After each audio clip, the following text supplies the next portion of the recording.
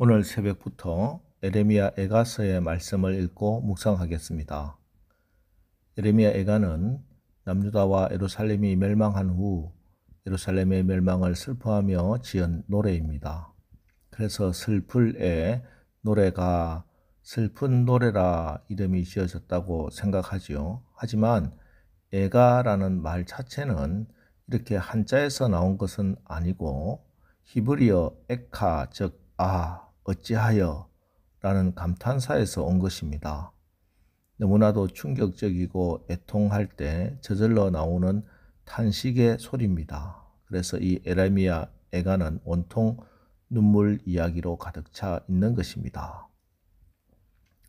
선지자 에레미야는 시온성 예루살렘이 바벨론의 공격으로 멸망당해 완전히 파괴된 그 폐허 위에서 이 에카를 지어 부릅니다. 그래서 곳곳에 애통하고 비통하고 슬퍼하고 눈물 흘린다는 낱말들이 나옵니다. 하지만 에레미야는 결코 아무 때나 시도 때도 없이 훌쩍거린 심약한 남자는 아닙니다. 그는 본디 가장 강인하고 가장 잘 참는 사람입니다. 그런데 때로는 정말 펑펑 울기도 했습니다. 언제 강인했고 또 언제 펑펑 울었을까요? 하나님의 말씀을 전할 때는 강했습니다. 특히 하나님의 심판 선언을 전할 때는 더욱 강해졌습니다. 그러다가 핍박을 당하고 감옥에 갇힐 때면 꾹 참고 인내했습니다. 그만큼 에레미야는 하나님의 일을 하는 데 있어서 그리고 자기 자신에 대해서는 엄하고 강했습니다. 하지만 조국 유다의 비참한 운명 앞에서는 어김없이 울었습니다. 예루살렘의 멸망 앞에서는 정말 많이도 울었습니다. 그러므로 우리도 하나님이 주신 사명을 감당할 때나 그 사명 때문에 고난당할 때는 한없이 강해야 합니다. 끝까지 참아내고 인내하는 모습을 보여줘야 합니다. 하지만 에레미야처럼 조국의 비참한 운명 앞에서는 눈물을 감추지 말아야 합니다. 애통해야 할 때, 울어야 할 때는 우는 것이 맞습니다. 이 조국을 위해 흘린 눈물은 그야말로 그 어떤 보석보다 더 가치 있는 귀한 눈물입니다. 그렇다고 에레미야가 나라가 망했다고 마냥 슬퍼하고 실컷 울어보려고 이 노래를 지은 것은 아닙니다. 에레미야가 이 에카를 지은 것은 예루살렘이 왜 멸망했는가, 그리고 우리가 어떻게 다시 회복할 수 있는가, 그 멸망의 의미와 회복의 길을 분명히 되새겨보기 위해서 이 에카를 지어 부른 것입니다. 결론부터 말씀드리면 에레미야는 예루살렘 멸망의 원인이 단순히 바벨론이라는 강대국의 침략 때문이 아니고 그것은 분명한 하나님의 심판이라는 것입니다. 그러므로 우리는 그 멸망과 심판의 원인을 분명히 깨달아 회개를 통해 소망을 얻어야 한다는 것입니다. 이것이 바로 에레미야 선지자가 눈물을 흘리며 애곡하며 에카를 지은 이유입니다. 자, 이제 내용을 보시겠습니다. 1절 슬프다 이 성이여 전에는 사람들이 많더니 이제는 어찌 그리 적막하게 앉았는고 전에는 열국 중에 크던 자가 이제는 과부같이 되었고 전에는 열방 중에 공주였던 자가 이제는 강제 노동을 하는 자가 되었도다. 1절은 독특한 구조로 되어 있습니다. 전에는 또 이제는 이라는 말이 3번이나 반복되고 있습니다. 나라가 망하기 전에는 이런 나라였는데 나라가 망한 이후에 이제는 이런 나라가 되고 말았구나. 나라가 망하기 전에는 사람이 많았는데 이제는 적막하게 되었고 나라가 망하기 전에는 열방 중에 크던 나라였는데 이제는 과부같이 되었고 전에는 열방 중에 공주 같았는데 이제는 강제 노동을 하는 나라가 되었다. 하나님의 말씀으로 나라가 흥왕하던 시절을 그리워하며 지금 망한 이후에 힘들고 절망적인 상황을 있는 그대로 표현하고 있습니다. 이어서 그 나라가 망한 이후에 겪는 감정을 몇 가지를 더 기록합니다. 2절 밤에는 슬피 우니 눈물이 밤의 흐름이여 사랑하던 자들 중에 그에게 위로하는 자가 없고 친구들도 다 배반하여 원수들이 되었도다. 친구들이 다 배반해서 원수가 되었다. 이건 나라가 겪는 고통과 백성들이 겪는 고통을 이중적으로 표현한 겁니다. 유다민족이 그들의 친구라 생각했던 여러 이웃 나라들, 이 나라가 망할 때 등을 돌렸습니다. 모두가 다 바벨론이 무서웠기 때문이죠. 전에는 동맹을 맺고 전에는 유다와 생사고락을 같이 했던 모든 열방의 나라들이 다 배반했습니다. 그런데 이건 나라 대 나라뿐만 아니라 백성들에게도 마찬가지였습니다.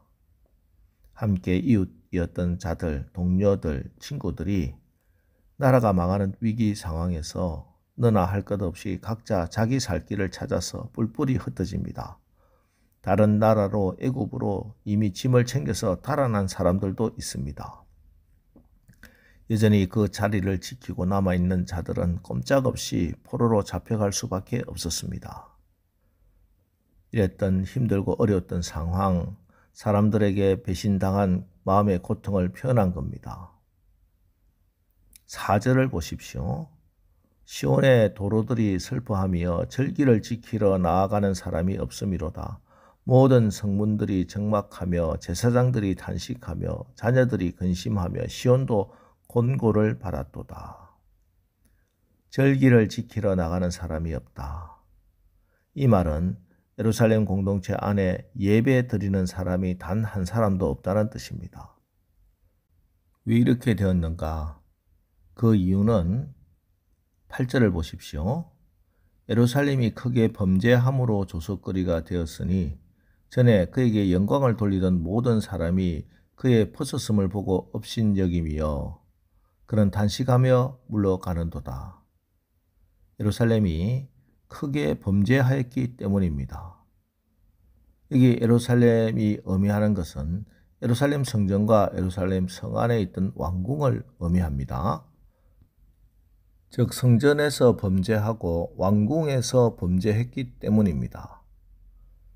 성전에는 제사장들, 성전을 지키는 레위인들이 있습니다. 그런데 이들이 하나님을 분깃으로 기업으로 삼아야 할 이들이 돈과 권력에 취해서 하나님의 바른 뜻을 전하지 않았습니다. 왕궁에 사는 왕으로부터 신하들은 또 어땠습니까?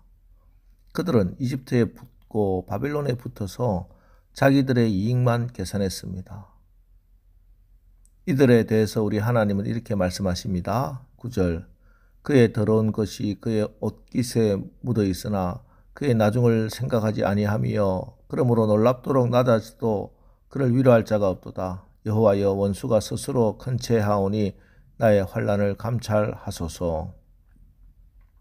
더러운 것이 옷에 묻었습니다. 종교 지도자들, 정치 지도자들의 옷에 죄가 묻었지만 그러나 그들은 나중을 생각하지 않습니다. 오히려 지금 조금이라도 더 돈을 모으고 자신의 기득권을 지키려 했습니다.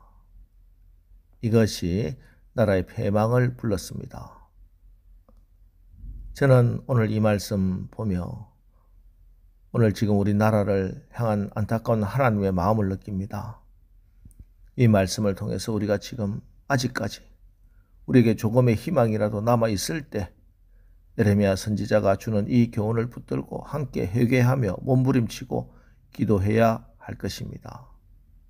하나님 앞에 먼저 나부터 회개하고 이 민족을 고쳐달라고 기도하고 교회가 정말 예수님의 몸으로 예수님의 신부로 다시 정결하고 깨끗하게 지금 우리에게 묻은 죄의 얼룩을 우리의 눈물의 기도로 씻어내는 오늘 이 새벽기도 시간 되기를 주님의 이름으로 축원합니다. 기도하겠습니다. 하나님, 오늘부터 새벽에 예레미야 에가스의 말씀을 읽습니다. 세상에서는 내가 깨지면 망하지만 영적인 세계는 내가 깨지면 예수님이 역사하시는 줄 믿습니다. 애통하는 자는 복이 있다고 오늘 애통하는 마음으로 시를 지어 하나님께 나아가는 예레미야의 심정을 우리에게 부어 주옵소서. 우리가 애통하는 심정으로 말씀을 읽고 기도할 때 성령님이 오시고 우리를 위로하여 주실 줄 믿습니다. 우리가 그 성령의 위로하심을 힘입어 우리가 기도할 때 우리의 몸과 가정과 사업장과 교회가 다시 살아나는 회복의 역사를 경험하고 간증하게 하옵소서. 예수님의 이름으로 기도합니다. 아멘. 자, 이제 오늘 말씀을 붙들고 주여, 우리가 주님의 애통하는 심령으로 기도할 때 우리의 가정과 교회, 특별히 우리나라의 회복의 역사를 경험하게 하옵소서. 오늘 말씀 붙들고 우리 합심해서 기도하고 나가겠습니다. 우리 기도하겠습니다.